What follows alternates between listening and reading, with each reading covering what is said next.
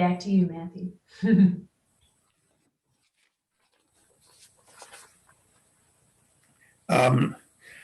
a minute, I'm going to introduce our speaker, Garrick Beck, our beloved classmate of 1971, and he is going to talk primarily about experiences as an inventor and innovator of urban gardens for children, which he chronicles in his new book, True Stories. But I want to talk about, he's so modest that I want to talk about other aspects of the book that might be of interest to you as our classmates during that 1967 to 1972 period.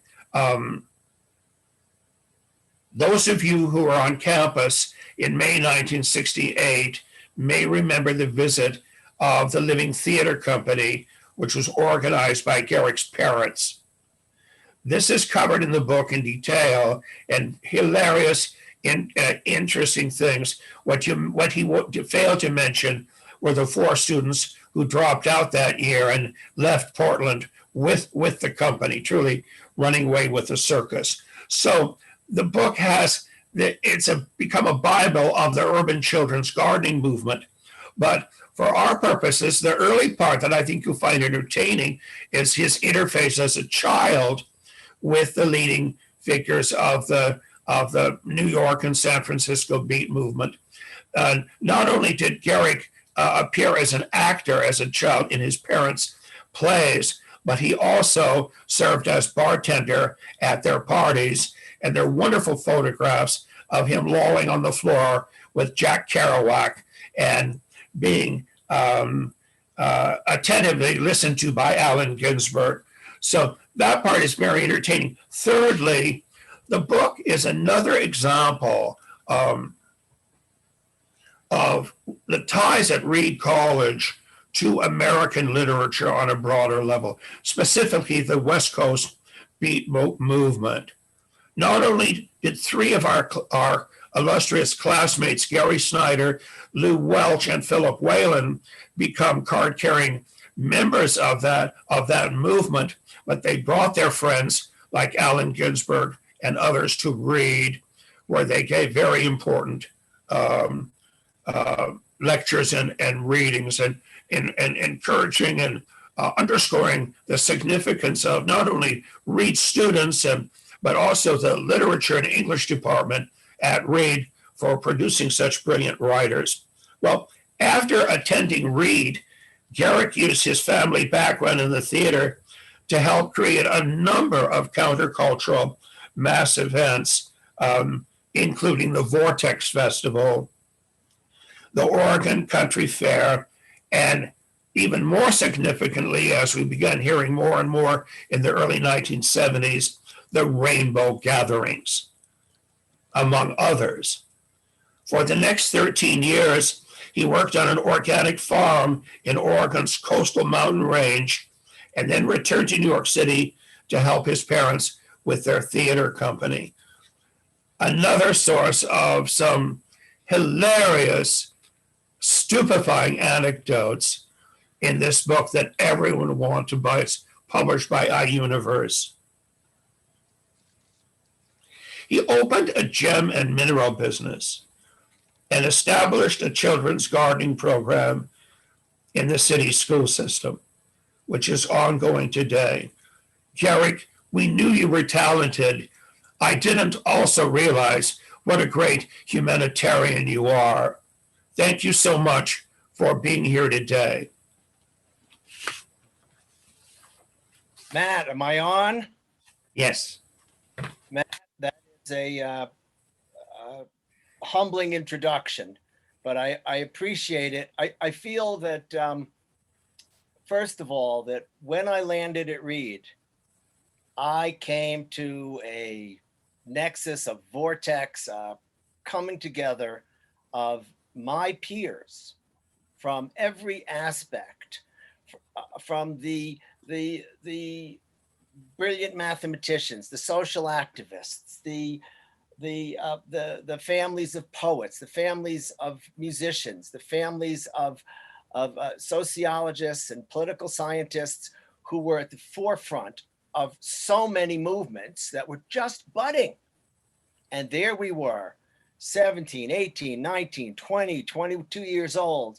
There we were, thrown together with all of us are riding on others' shoulders. And the things that we've done with our lives to help what I call the New World culture evolve as opposed to the New World order, the things that we've done with our lives, it's a patchwork. It's not like one thing is going to save us. It's that I stumbled into this children's garden program. I'll tell you about that. But somebody else does something in education. Somebody else does something for prisoners. Somebody else does something for the water in the river. And all together, this patchwork makes the tapestry of a New World culture. And I didn't really understand that theory back then. I think we were all stumbling about wildly, and it gave some great beauty to our time at Reed. But it was the first time I really met my peer group. Peer friends, yes. But suddenly I was in the midst of people who are as intelligent, as motivated, as zany, as on the quest as myself. And that was a wonderful, wonderful experience, despite whatever difficulties I may have had with the administration. It was a wonderful experience meeting my true brothers and sisters. And I didn't know it at the time. I had no idea, did not understand it then. And slowly it's dawned on me. Another book I want to point out about the Living Theater is being published by Routledge, great British publishing house of theater books. And it is being edited by Kate Breedson, associate professor of theater at Reed College. She is editing my mother's diaries, and she is doing 2 volumes, and one is due out in August. We'll see if it gets out, but it will run from 58 to 72, Diaries of Judith Molina, by Judith Molina, of course, edited by Kate Breedson, because Judith's diaries are like 65 books, and now we're getting it down to 2. And I just say hats off to Kate at Reed for doing that. And maybe when the book comes out and things are a little easier, maybe we will meet up there on campus. Who knows? The Living Theater came to Reed in the middle of their Paradise Now tour, their most infamous, wildly best attended piece around the world. They had 4 plays: Antigone, which Judith translated, my mother translated from Brecht's version of Holderdine's translation of Sophocles' Antigone. Later, Judith and the Living Theater, we played it in the amphitheater in Italy, in Greece. Oh, Hume, don't let me make a mistake like that. In Greece, in the amphitheater where it opened with Sophocles in the, I guess, backstage or in the crowd. And so the Living Theater has a long history. Currently, it's a troupe of young actors. There are a few oldsters involved, but we're going to produce next my father's piece, Daily Light, Daily Life, Daily Speech, Julian Beck's piece. And in this interim, not during the COVID, but in the period before, the theater played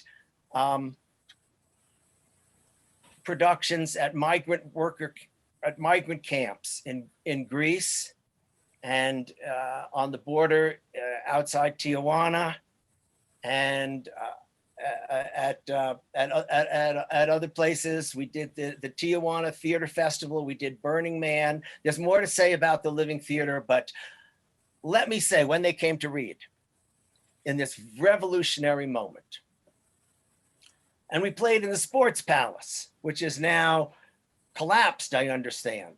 We played in the Sports Palace, and the Sports Palace got built and by someone who wanted to give Reed a sports program. God love him. And this couple made this donation to build this. We didn't even have any teams that played outside of intramural. I think we still don't. And built this fabulous, most expensive building on the campus, or so it looked. And then the girls intramural volleyball teams in their playoff match all went in naked. And, or so I'm told. And this was shocked the donor to the building. And then the Living Theater came with its international renown, and these folks showed up. And yes, Antigone, very classic. Frankenstein, an adaptation of Shelley's piece. Mysteries in Smaller Pieces, a mysterious trance-like production. And Paradise Now, the play that exhorted everybody in the audience to get off their butts and change the world.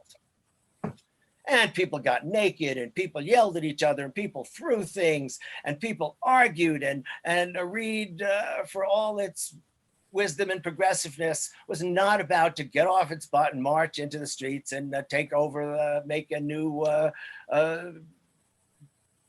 benign, loving anarchist revolution that night. Nonetheless, the people who donated for the building came out of that show and said, take our names off this structure. So I leave you with that story. There's so much more to tell.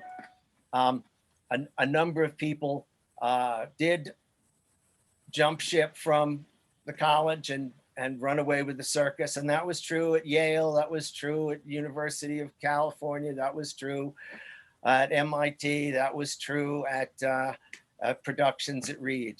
And I guess there's ways like that you get new company members. But shall I go on, Matthew? Shall I go? Shall I talk more about the theater right now? I have some beautiful pictures of the theater at Burning Man I can play for us at the end. Let's move the theater onto the Q&A and continue with what you were going to also say. What else you know? Right here.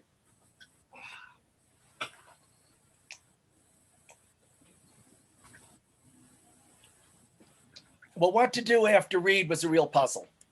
And I was close with a group of Reedies, and we were trying to hash it out and think it out. And I just couldn't see graduating into anything in the professional corporate field. And with Jay Kaplan, Joan Jernigan, Karen McPherson, Dana Gottlieb, Andrew Nadelson, Koshal Yellen, and others, we realized we needed to get out of the city and go back to the land. And we'd heard rumors of back to the land places in New Mexico and Vermont. And with some of the money that would have paid for my next year at Reed, I acquired a parcel of land in the Coast Range of Oregon, and another Reedy, same class, Fred Nemo, also class of 71, Black Cat Books, Portland, fabulous, brilliant. I don't do him justice in my book, Matt. I had him in a whole piece, and then that part got cut because had to chop it. But Fred, absolutely brilliant. And he bought a piece of property right next door to mine that was on the option. And we began trying to farm organically. We hardly knew the word organic. We hardly knew the word.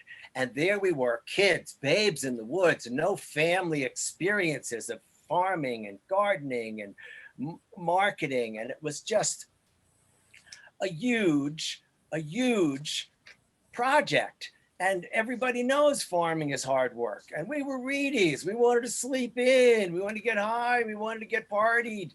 And at the same time, we wanted to make a new world. We wanted to cut our own firewood. We wanted to grow our own food. We wanted to save our own seeds. And we began to do that in Southern Oregon. I have some slides here. Can I switch to try to do that on my screen, Matthew? Carrie would know. Should work for you. Okay, we're going to give this a try here. On a wing and a prayer. I'm going to try to see if I can share my screen here.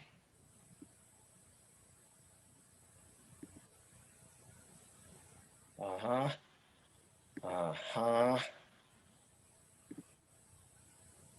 getting there. I got a little spinning wheel. There we go. There we go. All right, I think this is where most of you met me. I figured I'd open up with this. We got there at Reed, but It was less than 30 days after we landed, and Mr. Dean Dudman going, "Oh my goodness, what have we brought upon us?" And that's the cover of the book. There you go. Arizona Gathering, 1979, Arizona Rainbow. That's the picture that the cover of the book is taken from. So you get to see the whole piece here.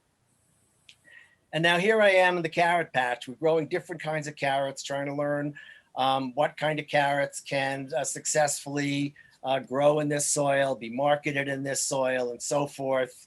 You know, there's the young me with a sample of it. Looks like Nant. There we go. There's Karen McPherson, class of 71, pitching hay into one of the field gardens. Amazing, just amazing. You know, one thing about our class, and I'm just going to say this about us, is the fact is so many of us, maybe because of our background and maybe because of who we met and got involved with Reed and cross-pollinated ideas and thoughts with each other. So many of us active in the women's movement, in the civil rights movement, in the prisoners movement, in the mental health movement, of course, in the environmental movement. And if I've left any movements out, of course. Karen was so instrumental in, this has hardly been talked about, but I want to give kudos here, in I don't want to say feminizing, but demachoizing the Back to the Land movement in this country and in the world. She said, that's it.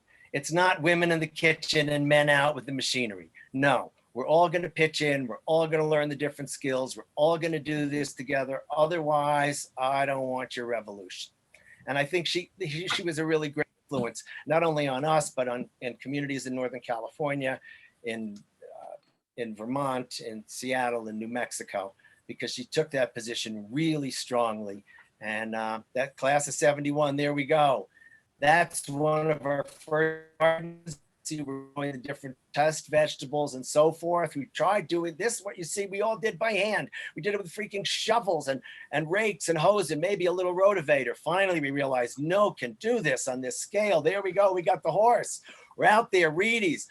And friends and folks from other scenes around the country, around the world. There we are, plowing the field with Bo the horse. And then now we've got Bo pulling a beautiful old-timey seeder, 1920s. It was a mechanical seeder that would plop the seeds into the ground, corn, beans, things like that.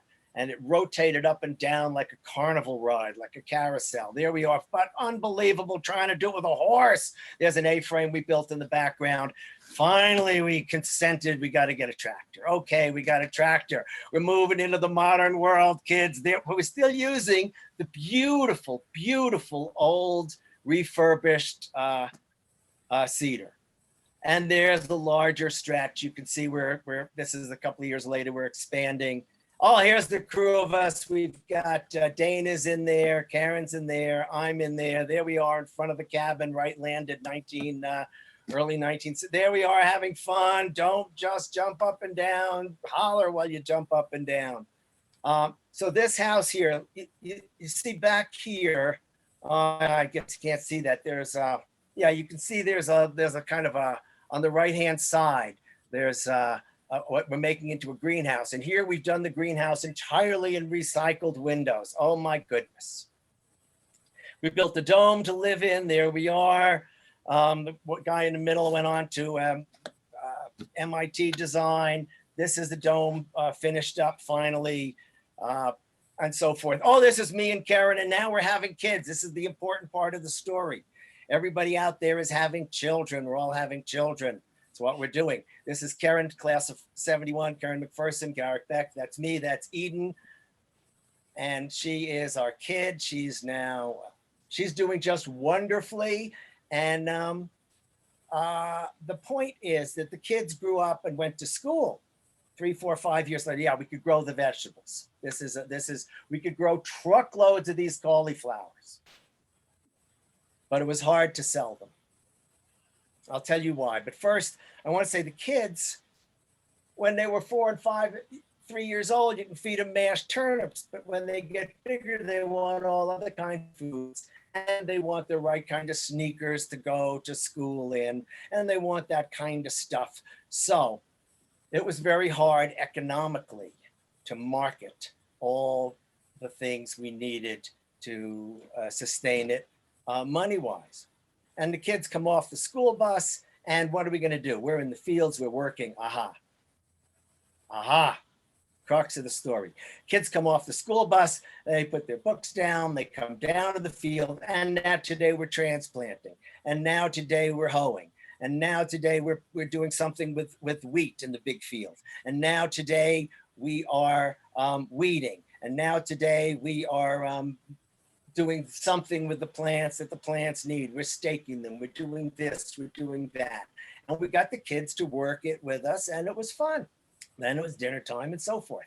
That's very important, because these lessons that we did with the kids, because we didn't know what to do with them after school, turned into the garden program a couple of steps later on. And the thing about marketing, I'll say this briefly, it was very difficult to market the crops. Okay, now we've got a truckload of stuff, and we're driving to the 3 or 4, 5, 6 stores in the Eugene area, which is our nearest real town. And one store buys $34 worth of the beans, and the other beautiful, beautiful green beans, organic, perfect. And another store buys $42 worth of carrots at 10 cents a pound. And another store buys some hanks of garlic, and another store, the person who buys isn't there. And at the end of the day, we put the gas in the truck, we all had lunch, and we made next to nothing. And the infrastructure, things like Whole Foods, Wild Oats, Trader Joe's, the Vegetable Circus, all these places didn't exist. The farmers markets in Eugene didn't exist. The farmers market in Eugene, let alone Drain, the little town we were in, or Cottage Grove, the middling town. All three of those have farmers markets now, but then they had none. And I must tell you about Michael Funk. He drove a reefer truck.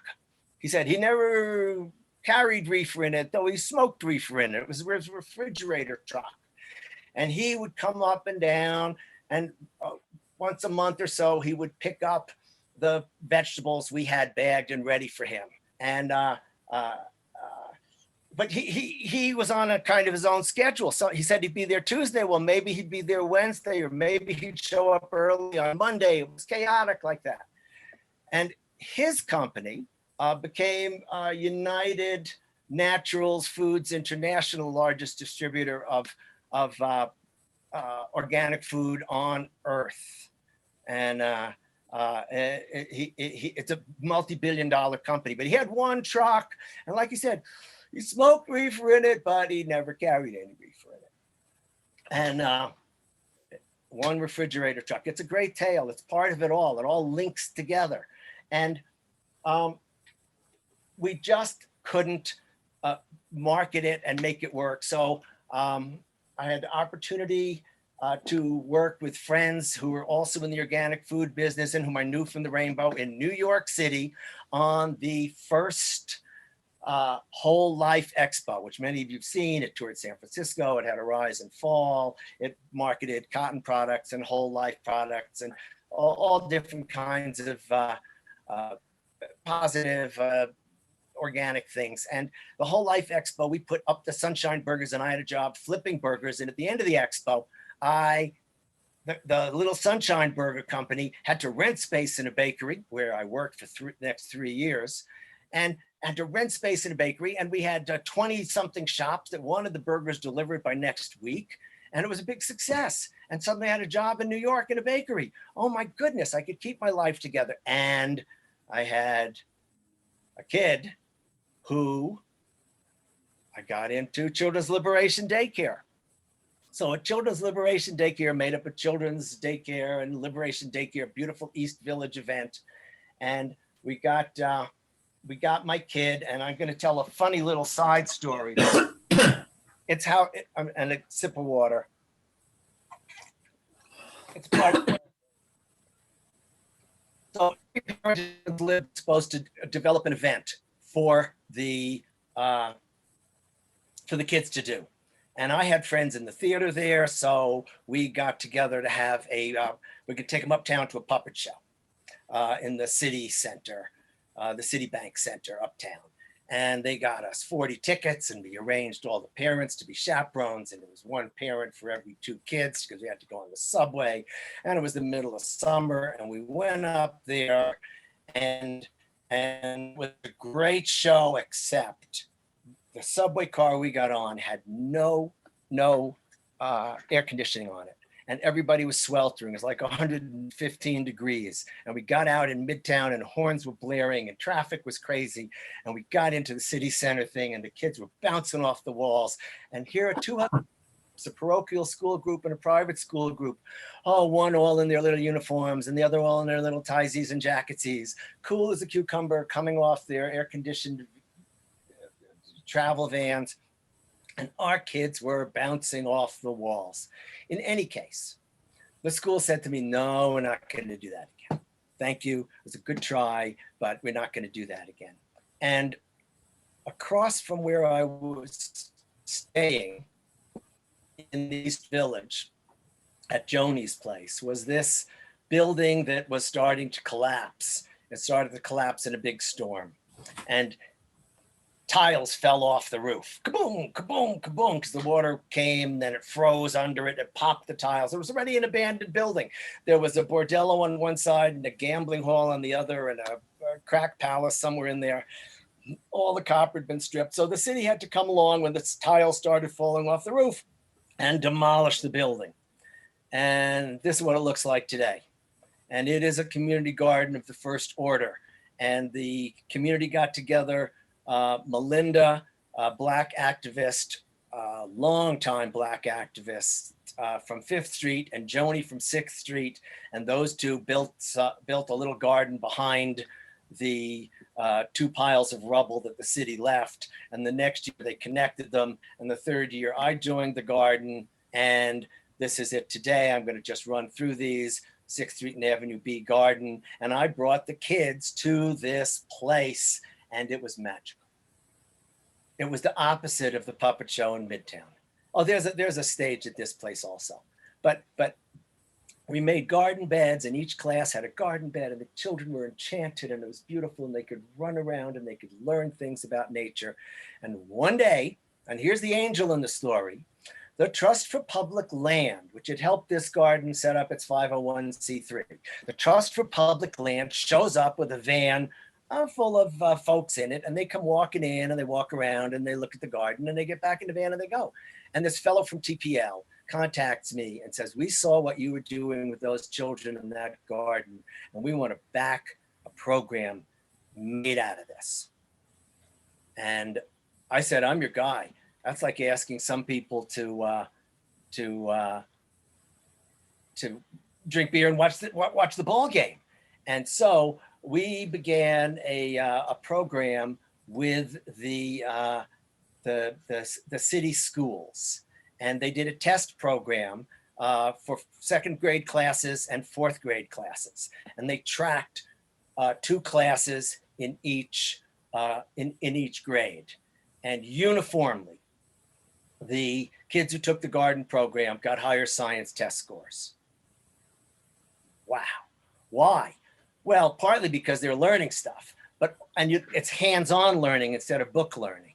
But also we geared the entire program. I'll show you this in the book just a little later in the slides. We geared the entire program to the science learning objectives in the city and the state and the federal books of science learning objectives. It'll be science learning objective number 1034-B987633A, and it is, the student knows that the seeds of different plants all look different from each other. Bingo.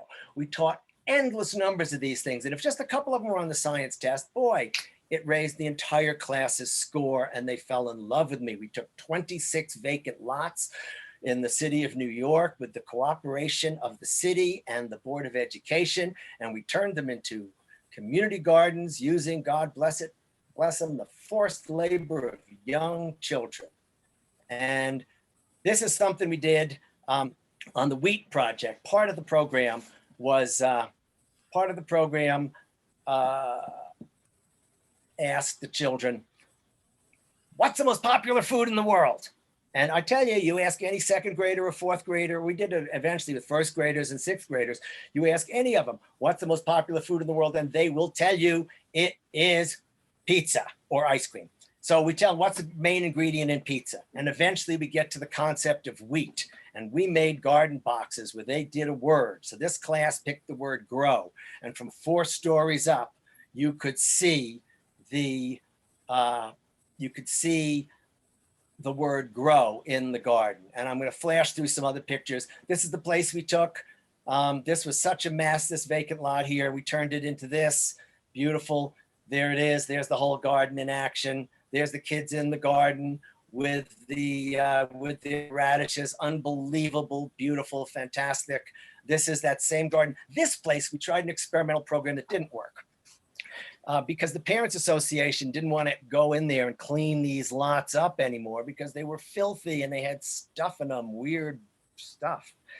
So they got a group of Rikers Island prisoners in orange jumpsuits to come down here, noon o'clock. I said, guys, you got to do this by 4. Take it as easy as possible. They had the guards with the automatic stuff and the flak jackets. And they gave the guys all kind of these primitive wooden tools, and they cleaned it up. But that we tried that one time, and that was enough. That was it. There we go. There's take a look there. Here's the same spot before and after. Roses, beautiful. This is another one. This one is South Jamaica, Queens. And there we are starting to build the beds. And there we are. There's the beds. There's the class doing something, one of the exercises at it. Here's in another part of the city. This is older kids. They're learning to use the wheelbarrow. And there they are. We also developed with my partner, Paula Hewitt, who deserves a bunch of credit in this, a program for older students to do 2 things. One was to mentor the younger kids, to come and help teach a program that they'd taken when they were in 2nd or 4th grade. Now they're in 7th grade or 8th grade. They come back and they help mentor the kids in the program. Fabulous. And we also got a program where the 7th and 8th graders would build the boxes. Beautiful. This is almost all built. That's why it's still got clamps on it. There we are. This is another we do this all over the city. And here's the book, Plant and Grow, 100 pages. It's available free online as long as you don't sell it on your end. Here's an example of a lesson. This is a lesson about seeds. And you learn the different lessons about seeds. And we did a bunch of it. Draw buds on trees for the art component of the program. Come back every 4 weeks and draw the buds on the trees. There you go. Draw a plant, and also bilingual. There we have it. There you have it. Oh my goodness. This was the Heath gardening book. It's a reading book. It's not really a gardening book. It's a reading book. They did all one on a garden theme. This is all about reading. They put my kids in it. There you got them. There's me when I had good hair. There's me when I had good hair doing the garden program. Oh, it's such a cute picture. Gerard Depardieu. They used in the movie Green Card. They looked at the situation. They took a whole pile of my kids, and those were the kids that got to, paid to be in the movie. Green Card with Gerard Depardieu, a hokey movie, but successful and beautiful about the kids in the garden.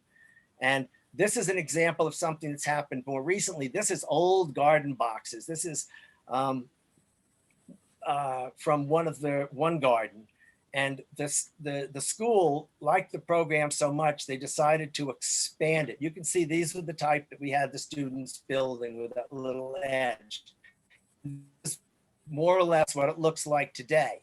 They've got these kind of concrete, no rot boxes in the back, wood-like thing, and they made a circle space for the kids to sit at and do, circle, whatever kind of social, emotional discussions right there next to the garden. And there you have it. That's my slideshow about the program. Excellent. Carrie, do we have 2 questions? Yeah, so Garrick, if you want to stop the screen share, that'll pull us all back together. Perfect. And then let's see. I think we'll just open it up. I don't see anything in the chat, so if people just want to unmute and have a discussion and any reflections. I had one question, Garrick. Did you find that your liberal arts education or study of the humanities made it easier for you to deal with so many different approaches simultaneously? Well, the experience at Reed, it helped me negotiate some of the bureaucracies, because in dealing with the Reed bureaucracy, I was volatile. I was really the curriculum, though. I was seriously in your face, and people remember that. People know that some of that was good, some of that was not so good. But what I learned was I had to be I had to be diplomatic in order to pull everything together.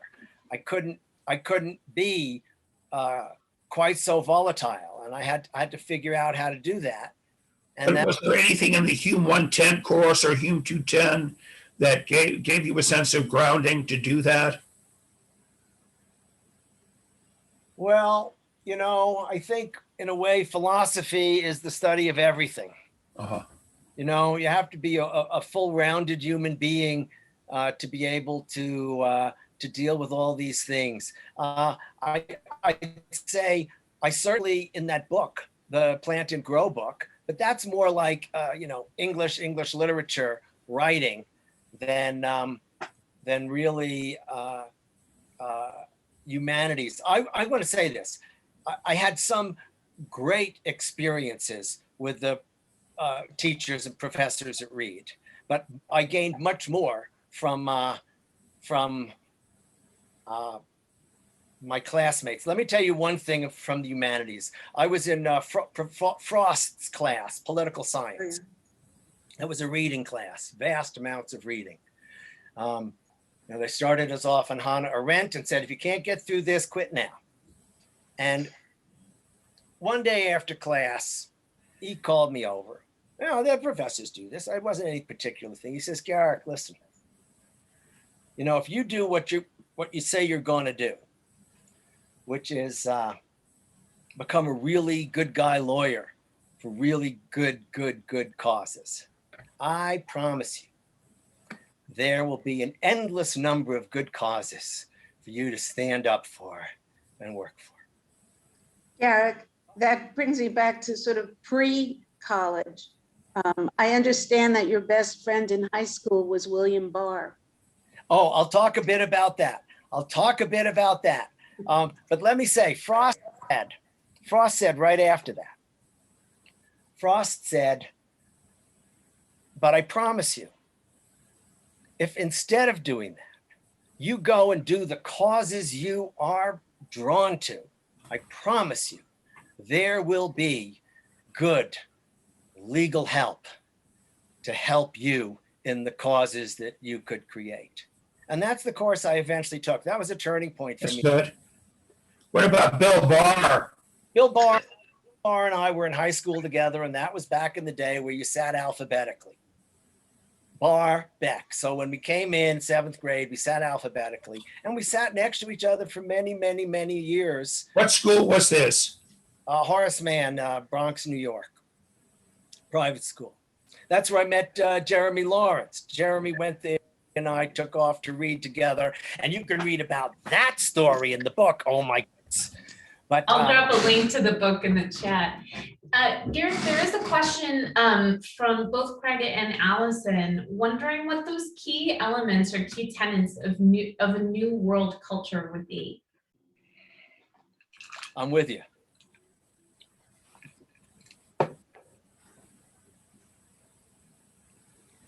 Number one is really radical, and that is that the nation state corporate bankster system is archaic and it won't work for what we need in the future. And the number two is that the human species is one colossal human family, and we need to cooperate with each other, and the banks, the corporations, and the governments, even at their best, aren't really going to deliver that. So what we need to do is not try to take it all over economically, or take it all over politically, or take it all over militarily, but to change the culture, the way people feel, the way people think, so that their ideas are broadened to include all of humanity as their sisterhood, their brotherhood, to include all of the earth as our nest and not as a resource to be plundered. Now, a lot of these ideas seem very commonplace today. But in those times, this was radical stuff. And this was putting together things that came out of the arts of Gary Snyder and the arts of the Expressionist painters and the arts of the Beats. And before that, the Bohemians. And now it was spreading to a wider culture. And I believe it's spread around the world right now. And that's something we've been able to do with some of these events, this rainbow gathering stuff that I've been involved with as well. What's the next question, Carrie? Well, Or should would you talk a little more about the rainbow gatherings, because a couple of people in the audience specifically asked about that. So the concept in a way was this. There were all these threads of culture. There was a yoga thread, there was an education thread, there was a care for the elderly thread, there was a home birthing thread, there was, apologies to all the threads I've left out, but there was nothing that was weaving these together, was bringing these different people together to see the whole fabric. And I was looking for how to do that, how to do that, how to do that. And with a collective of people, we put together this concept of the rainbow gathering, non-commercial, very, very important. That's why the media has not really looked at us so carefully, except when we've sort of kaboomed in their faces, appeared in their faces. But the idea was that we would go to public lands and make a community and a village, and what would hold the village together really? And the answer to that was just a quiet sit in a circle for peace. Silent meditation, call it a prayer, call it a meditation. We're all just going to sit down together. And the Europeans started doing this under the full moon and on the equinoxes, and we picked 4th of July. And so the whole camp gets quiet on the 4th of July, and people some people don't want to go to some circle at some meadow with 800,000 people. No, no, no, no. But they're in their camp up on the hill by the community bakery or by the children's village or by one of the entertainment centers, and they're being quiet. Everybody's just quiets it down. I write about that in the book a lot. And people say to me, I think this is really important. What? You think the people are going to make peace on earth by camping out in the woods together and sitting down in a circle and holding hands for peace? You think? No. And I don't think they're all going to go live in the woods in tents and that'll be the end of the cities. No. But I do think that in that situation, people learn each other's songs, each other's recipes, each other's stories, each other's lessons, each other's histories, and learn that we are not the enemy. How else can you teach that? And in the beginning, I saw the rainbow gatherings as a very spiritual event. In the middle, I mean, it's 50 years now. We're coming up to our 50th anniversary next year, 2022. In the middle, I saw these events as very political because the government tried to stop us with regulations, and we had court cases. That's in the next book. And we reached a truce with the government about our rights to assemble and gained rights for all Americans to assemble on public lands in this process. And yes, there were good lawyers to come and help defend that cause. Absolutely. But the, another sip. But the Do we have any other questions?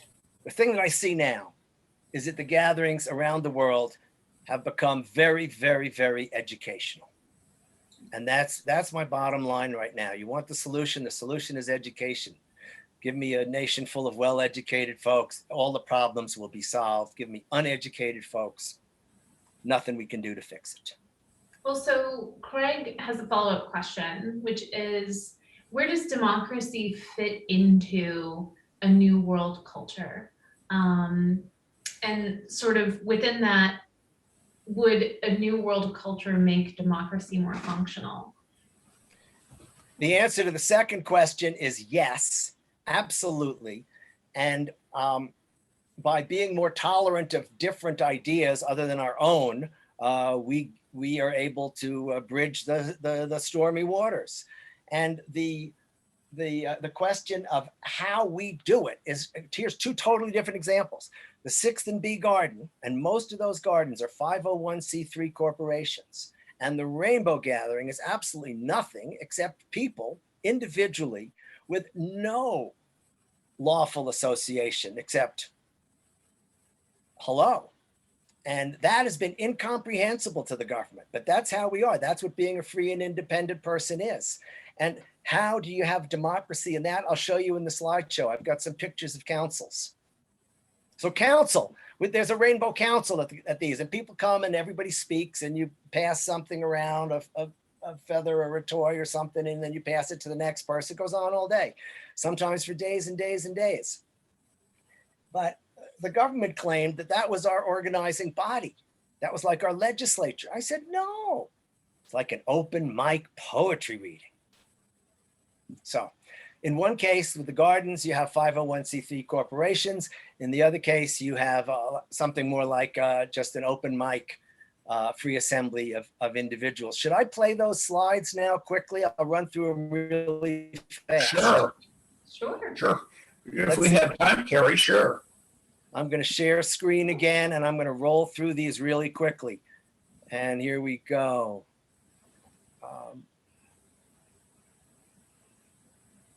I don't see it here. Oh, maybe it's up here already. Here it is. Here it is. Oh, one moment.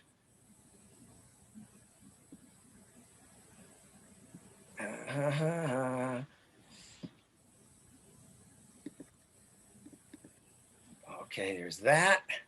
And now I'm going to go to this. I'm going to roll through these quickly, but I think this will be a lot of fun. Here we go. All right, can you see that? Am I up? Yes. Done reading? Are I done? Yes, good. Okay, there. This is the gathering in Fascar, Spain. Oh, I got to hit this. Hit this. And there's Utah, 2014. Everybody photographs the circles because they're so dramatic. This is Georgia. We were in freaking Georgia ahead of the elections. This is Slovenia. So there are gatherings in places like Tajikistan, Cambodia, and people in the Tajikistan gathering from Hungary, from Poland, from Russia, from Donetsk, and from the Ukraine. Right there in the middle of that conflict, all these people laughing, smoking, dancing, singing, sharing, cooking for each other, all for free, no money involved. Now, and all looking back at their countries over their shoulders, like, why can't the rest of everybody get along like this? Israelis, Arabs, all this kind of stuff, people getting together and overcoming the boundaries. This is from the first Rainbow. Lots of people trying to figure out how to deal with the blockade that the government had put up. That's our first circle, Colorado, 50 years ago. This is, oh, there's a lot of theatrical stuff in these. This is the pirate ship theater. Oh, goodness, people walk the plank, attack the village in the background. This is the Big Bird Theater. Oh, this is the puppet show with the story about the dentistry and the bad wizard witch who wants your teeth. Oh, my goodness. This is source separation of recycling. I actually think that the Rainbow Gatherings were the first place to source separate trash and color code it too. I don't need any credit for that. You know, it wasn't me, it was Swami Mommy, it was some of the person who called herself the garbage guru, invented this system for separating stuff at the source. We were recycling from the first gathering, but we had it all in garbage bags, and then we took it apart. It was nuts for the first couple of years, taking out the metal, taking out the plastic, taking out the burnable, taking out the compost, disgusting. So we learned about source separating our trash, and now it's being done all over the world. I don't need credit for this. The gathering doesn't need credit for this. We just need everybody to do it. This is council. This is one person standing in the middle, everybody else listening. It is boring. It is brilliant. It is unique. This is Patch Adams, the doctor, talking to us about health issues in the council. Oh, this is Vortex. Here we go. This is a whole other story, but I show you some pictures. Here we go to Vortex, the festival, 1970 September, outside of Portland. It's a whole political story itself. Here's us building the stage. There you go, a bunch of logs, got a song, got a cut 'em. We were such long hairs, wildcats. There we go, bunch of Reedies involved in Vortex. See that ramp up there? There we go, building the stage. There's the stage built. There's the crowd. There's, at the bottom of this is me and Karen, and she's in the dress, I'm in the headband. And what we did there before they got all electrical up for the music, we took arms like this and we went up slowly. I mean, at first it was just, 20 people in a row and nobody knew what was going on, but we led it up that ramp onto the stage, blow kisses and wave at the crowd below, and then back down the ramp. And as people saw that was happening, people got on the line and got on the line and got on the line and got on the line. Thousands of people went up onto the stage and went back around. Of course, there was no, it wasn't Sony and Warner Brothers. It was people. That's us in the water. That's us playing drums in the village. Oh, this is another event. This is Alex Gray painting Cannabia in Amsterdam, where we took 40 people in a hotel room arguing over who had the best pot and turned it into a 4-day international festival about seeds. And the seeds became the money behind the festival, really. And this is Alex Gray, the artist, painting Cannabia, a character we invented to symbolize the female aspect of the cannabis plant. This is the Living Theater at Burning Man. There's our box theater. There we are. This is Larry Harvey, a Burning Man co-founder, hanging out with me, hanging out with us in the Living Theater. This is me. Oh gosh, they had a thing at dawn called the Deep Thinkers Symposium. So they put me on there. I'm like, dawn, man, that's like the wrong time. But I realize there's all these people drifting through camp from an all-nighter, tripping and wandering around. They come down, they listen. What did I talk about? Talked about our new world culture and how we're developing this outside of the corporate, military, bankster, statist system. And that's what we've got to do. That's what's going to save us. This is Living Theater performing at Burning Man. There we go. Beautiful, beautiful, beautiful. That's it. That's my show. I'm going done with screen sharing. Stop the share. That's great. Fabulous. So we've got several more questions in the chat, but I want to be mindful of time. If you've asked a question in the chat, and what I can do is I can send your question to Garrick, and along with your contact information, he can respond to you via email. So if you want to do that, just drop your email address in the chat. But I do want to end us on one question, which I think is perfect, a perfect way to conclude today. How can people join up or work with your organization? How can they get involved? Well, the Children's Gardening Program is through Trust for Public Land in New York City, though it's been replicated in other cities by all kinds of things.